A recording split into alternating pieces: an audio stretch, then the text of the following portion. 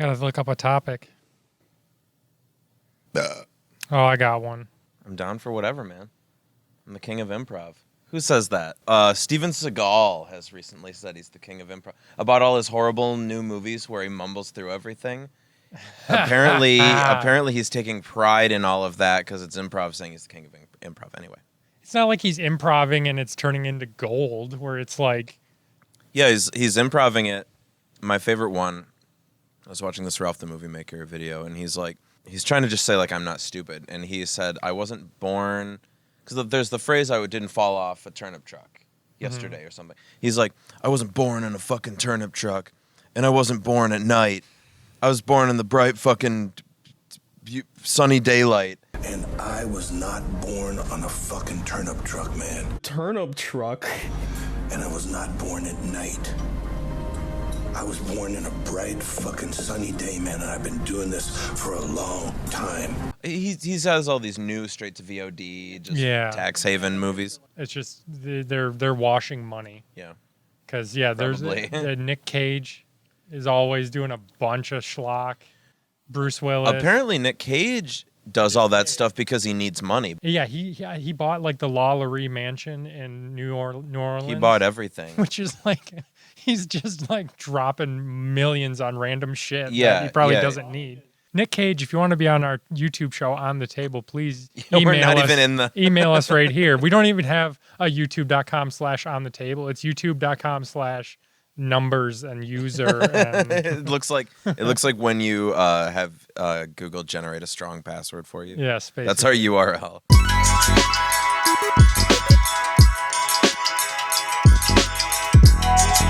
Well, Luke, what is it? If you could go back in time and relive something for the first time, what would it be? That's a really good question. Off the top of my head, I'm not really sure. Do you have one? I recently was thinking, I wish I could go back. I wish I could watch Shawshank Redemption again for the first time. Not because I was blown away by the ending or anything. I grew up knowing how it ended. My parents always used to rent it or watch it on TV and stuff like that. So I just always knew that he escaped and that he was innocent. He didn't kill his wife. But then I got older and actually sat down and watched the movie, and I was like, he climbs through a river of shit. He does do that. And comes out clean on the other side. Good performance from Tom Ribbons in Shawshank. There was some prick, probably Neil deGrasse Tyson, since he always has to just tell you why movies are illogical. Yeah. Said that you can't climb through a river of shit because you would just die from the methane gas. It would just kill you. You would suffocate. You could not crawl through a river of shit. Who said that? Someone said that? Someone said it, and it's probably true, but... Probably Dawkins. You have to be a scientist and also a prick to do that, I think. Yeah, and that's always Neil deGrasse Tyson. He's always like, in Star Wars, this couldn't happen. None of it could happen. I'm okay. I don't know. I'm okay with Neil. But being like that a lot, just kind of ruining the fun is not great. Yeah. Although I'm in favor of pretty much any criticism of Star Wars. But I'm sure there's plenty of things I could have chose, like reliving something from my childhood that would be much more meaningful, but I chose a movie because I'm an idiot. Right. Yeah. I do think a lot that I wish I had known my mom's dad more in my adult life, but that's kind of different. Well, no, I mean, did you meet him? Yeah, I knew him, but he died when I was, I think, I don't know, not even 12. That's a more logical choice than what I did.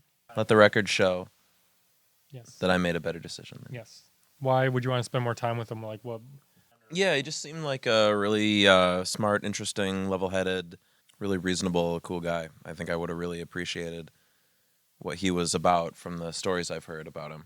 There are a lot of stories of maybe his siblings getting into trouble or upsetting the wrong person and calling him in for a favor, and they already knew who he was. He was an attorney. They already knew who he was and, dropped everything because they appreciated the work that he had done. This story brought to you by white privilege. Exactly. I don't mean to disregard who your grandfather was. No, I understand. Like, he was a good person. Yeah. Sounds like it, at least. I don't know.